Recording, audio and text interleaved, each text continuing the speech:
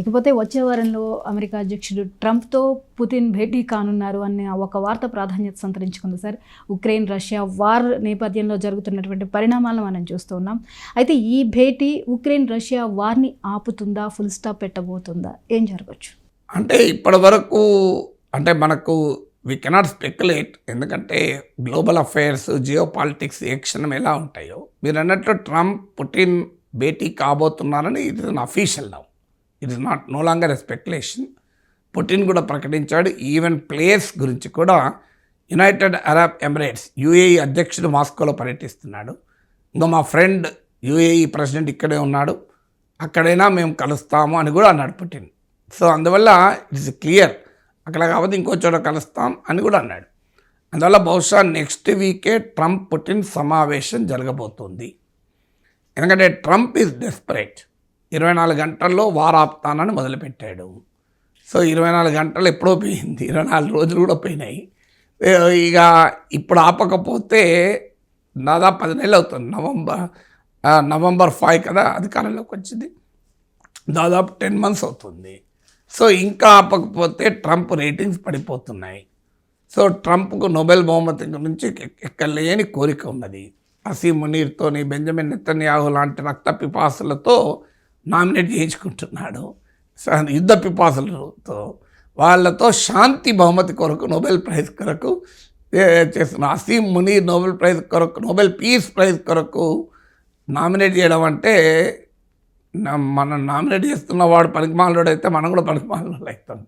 So అందువల్ల Trump అలాంటి Asim మునీర్తో, నెతన్యాహులతో nominate చేయించుకుంటున్నాడు. ఎక్కడ లేని షోక్ ఉంది నోబెల్ పీస్ ప్రైజ్ రావాలని.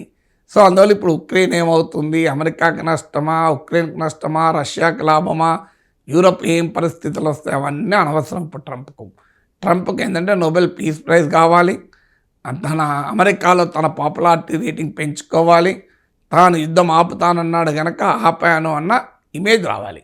దట్ ఇస్ ద ట్రంప్ లక్ష్యం. ట్రంప్ లాంటి నాయకులకి ఏంటంటే సొంత ఇమేజ్ తప్ప ఇంకేం ఉండదు. సో ఇలాంటి నాయకులు ప్రపంచంలో చాలా చోట్ల ఉంటారు. వాళ్ళకి నేషనల్ ఇంట్రెస్ట్తో సంబంధం లేదు, వాళ్ళకి ప్రపంచంతో సంబంధం లేదు, తమ ఇమేజ్ పెరిగిందా లేదా అనేదే కోరిక. అందువల్ల ట్రంప్ ఈజ్ డెస్పరేట్. పుటిన్ ఏమో వింటలేడు. పుటిన్ అసలు కాల్పుల విరమణ జరపాలి ముందు అని అమెరికా, యూరప్, యుక్రెయిన్ల వాదన. కాల్పుల విరమణ కాదు, అసలు యుద్ధానికి కారణమైన ఫండమెంటల్ ఇష్యూస్ను మొదలు పరిష్కరించాలని పుటిన్ వాదన. ఇప్పుడు తాజాగా CNN కథనం ఏంటంటే, నిన్న మిడ్ నైట్ చూశాను నేను, బ్రేకింగ్ న్యూస్ అని న్యూస్ 18లో, CNN న్యూస్ 18లో. సో CNN కథనం ఏంటంటే, ట్రంప్ రిప్రజెంటేటివ్ స్టీవ్ విట్కాఫ్ పుటిన్తో నిన్న సమావేశమయ్యాడు.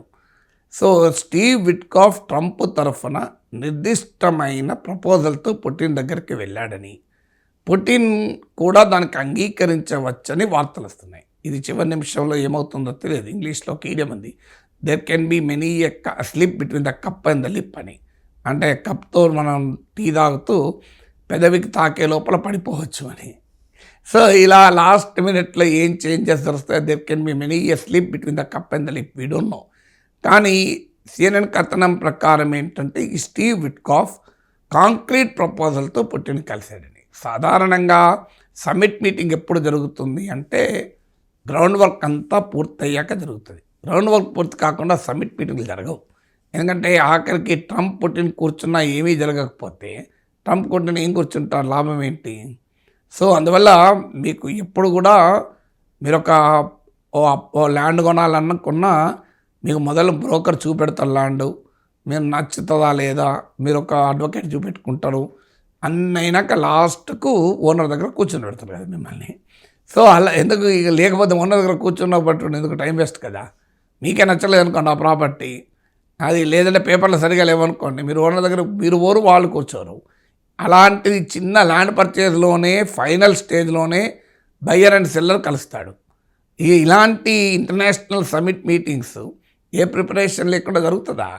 అందువల్ల పుటిన్ ట్రంప్ నెక్స్ట్ వీక్ కలుస్తున్నారు అంటే బహుశా ఏ అవుట్కమ్ లేకుండా ఆ మీటింగ్ ముగిస్తే అది ట్రంప్కి నష్టం, పుటిన్కి నష్టం. పుటిన్ కన్నా ఎక్కువ ట్రంప్కి నష్టం. ఎందుకంటే పుటిన్కు ఎదురు చెప్పేటోడు అక్కడ ఎవరు లేడు కనుక.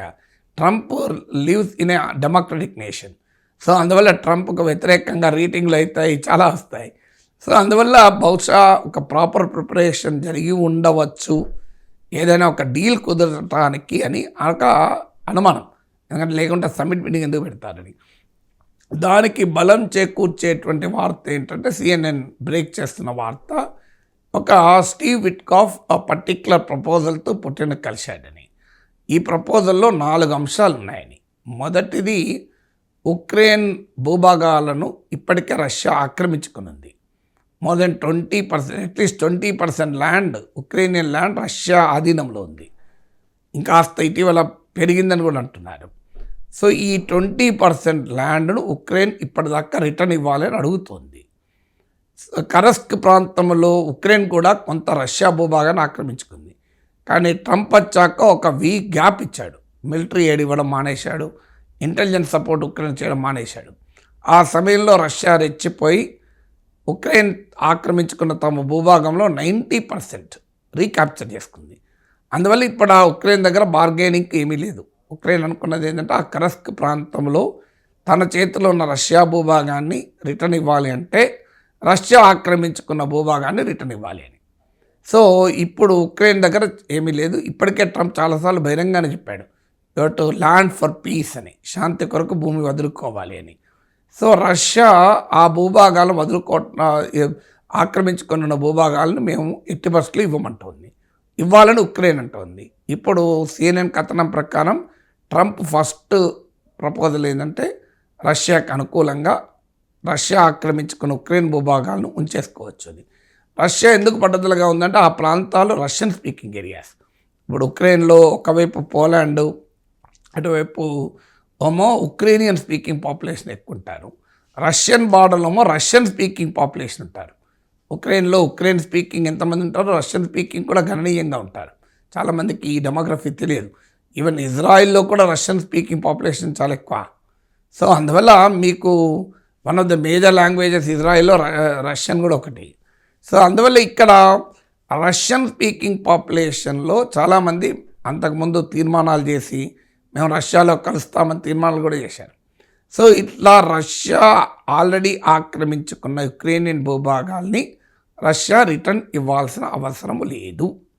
ఇది పుటిన్కు బాగా రుచించే ప్రపోజల్. ఇక రెండవది ఏంటి అంటే నాటో రష్యా పొలిమేరల్ దాకా ఎక్స్పాండ్ ఇక కాదు అని. యాక్చువల్గా ఇది ఫండమెంటల్ క్వశ్చన్ యుద్ధం మొదలయ్యటానికి. ఎందుకంటే కోల్డ్ వార్ పీరియడ్లో మీకు గార్బచోవ్ ఇక ఎండింగ్ టైంలో ఒక హామీ వెస్ట్ ఇచ్చింది. అది రిటర్న్ గానా అన్రిటర్న్ గానా కానీ ఇచ్చిన హామీ ఏంటంటే నాటో రష్యా వైపుగా ఎక్స్పాండ్ కాదు అని. కానీ ఎక్స్పాండ్ అవుతూ అవుతూ తాజాగా ఫిన్లాండ్, స్వీడన్ లాంటి న్యూట్రల్ కంట్రీస్ కూడా నాటోలో చేరాయి. ఇక ఉక్రెయిన్ కూడా నాటోలో చేరే సమయంలో రష్యా ఈ వార్ మొదలుపెట్టింది. అందుకే ట్రంప్ ప్రెసిడెంట్ అయ్యాక కూడా చెప్పాడు, ఉక్రెయిన్ నాటోలో చేరే ప్రయత్నం వలన యుద్ధం మొదలైంది, పుటిన్ తప్పేముంది, తన పొలిమేరల దాకా శత్రు దేశాల బలగాలు వస్తున్నంటే ఎవడైనా ఊరుకుంటాడా అని పుటిన్ వాదన సమర్థించాడు. సో అందువల్ల ఇక్కడ రెండవ ప్రపోజల్గా నాటో రష్యా వైపుగా ఎక్స్పాండ్ కాదు అని. ఇది పుటిన్ కోరుకుంటున్న నెంబర్ 1 అంశం. ఇదే పుటిన్ చెప్తున్న ఫండమెంటల్ కన్సర్న్. సో అందువల్ల ఇది రెండవది అయిపోతుంది. మూడవది రష్యా పైన అన్ని రకాల ఆంక్షల్ని ఎత్తివేస్తారు. ఎందుకంటే యూరోపియన్ కంట్రీస్ కూడా సఫర్ అవుతున్నాయి రష్యా పైన ఆంక్షల వల్ల. రష్యా కూడా ఇబ్బందులో ఉంది. ఇప్పుడు ఇండియా పైన టారిఫ్లకు కూడా రష్యా పైన ఆంక్షలు కారణం.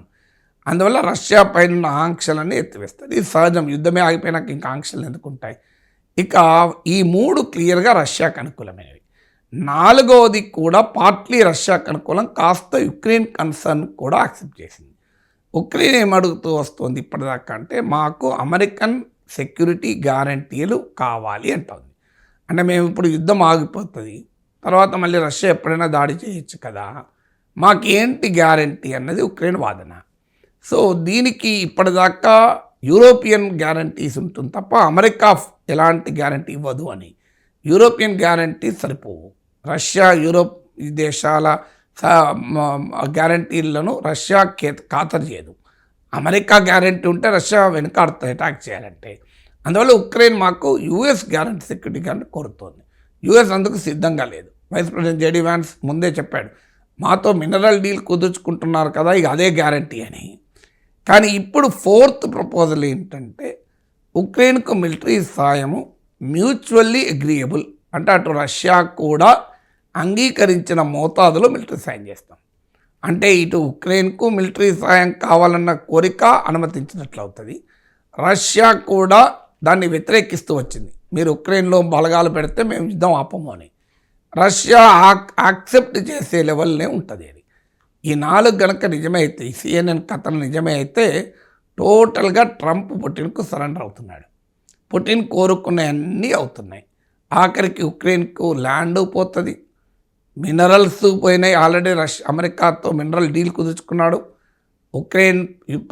ఉక్రెయిన్కు చేసిన యుద్ధ సాయం అంతా వడ్డీతో సహా అమెరికా తీసేసుకుంటోంది. ఉక్రెయిన్ దగ్గర ఉన్న నేచురల్ గ్యాస్, ఇతర ఖనిజాలు, రేర్ ఎర్త్ మెటల్స్ అన్నీ అమెరికా తీసుకుంటుంది. ఈవెన్ 50% వరకు మాకే ఇవ్వాలన్నాడు. ఇప్పుడు రీకన్స్ట్రక్షన్ భారానికి కూడా మళ్ళీ ఉక్రెయిన్ పైనే భారం అవుతుంది. అంటే ఉక్రెయిన్ సర్వము కోల్పోయి ట్రంప్ సరెండర్ అవుతుంటే ఉక్రెయిన్ చూస్తూ ఊరుకోవాల్సిన పరిస్థితి.